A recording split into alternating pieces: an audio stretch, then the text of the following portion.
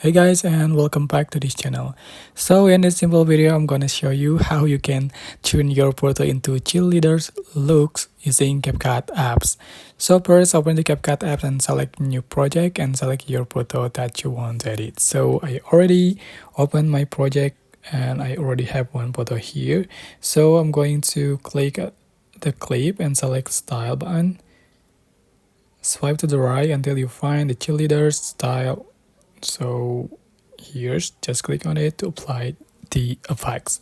So the style applied to your photo, and as you can see, the photo has been changed to the cheerleaders looks.